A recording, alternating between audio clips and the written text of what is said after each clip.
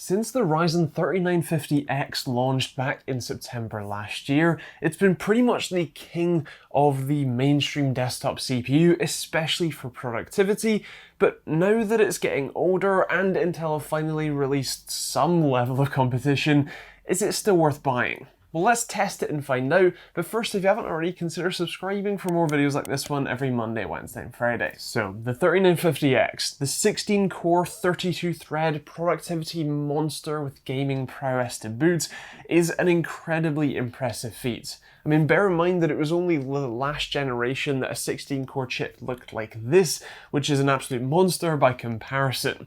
Now, obviously, the majority of people who are buying these 3950Xs and even the 3900X are generally content creators of some form, whether they're independents like me or whether they are creator professionals and this is their in-office workstation CPU. Either way, it's clear that productivity is a very big part of one of these CPUs, and so let's see how they perform. Let's start with taking a look at Blender and their BMW render tests. As you can see, the 3950X absolutely demolishes the competition here. As you'd expect, it's a good bit faster than the 3900X, but it's even faster than a 5.1 GHz all-core overclock on the 10900K, and by a good margin. When it comes to Premiere Pro, Premiere does prefer faster cores, and so the overclocked 10900K is pretty close here, but it still isn't quite as fast as the 3950X. Full stop anyway. When it comes to Cinebench, it's impressive to see that even at all-core overclocks, the 3950X is still 1 point faster in single-threaded performance than the 10900K overclocked, which is just incredible. I didn't expect to see that, but very impressive. And when it comes to Cinebench multi-threaded, it just walks away with it. You can't really expect anything else for 16 cores compared to 12 and 10 core variants with even heavy overclocks. So again, very impressive. Now, taking a look at power draw, this was measured during the Blender BMW render test, and it is peak power draw from the CPU. Now, with that said, what is incredibly impressive to me is that the 3950X, which bear in mind has 4 more cores than the 3900X, that drew slightly less power while performing significantly better. It honestly feels like black magic how they managed to do this, but it's incredibly impressive nonetheless. And especially when you compare it to Intel's offerings, they start to seem like a bit of a joke. Now, of course, gaming performance is important too, especially if you are an independent creator like me and you like to game on the side.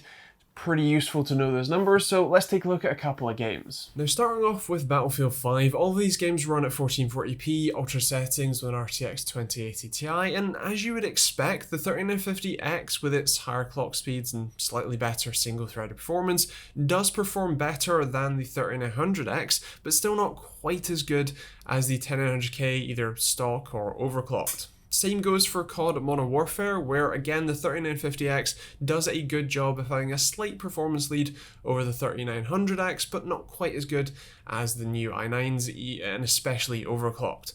Now, PUBG is interesting as the gap between the Ryzen chips and the Intel chips pretty much stays the same here, with the 3950X only having a couple FPS lead over the 3900, as it seems like PUBG is a little bit more clock speed heavy than, say, core count heavy.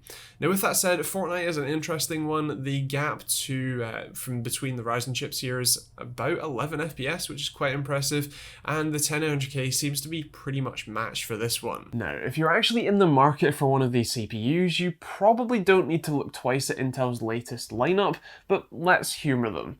The 10900K, the latest CPU, the highest end in the line, is only 10 cores, so you're missing 6 full cores there.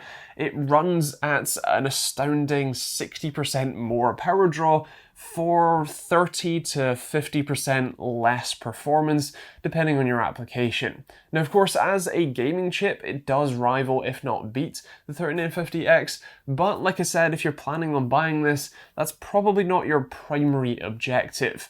If you wanted to match the actual raw productivity power of the 3950X, you'd have to step up to Intel's HEDT lineup, which is well overdue a refresh anyway, and realistically, Intel doesn't have anything that is at the same price point and performance across the board that can actually compete with this. Okay, but what about the 4th gen Ryzens that must be coming out soon, right?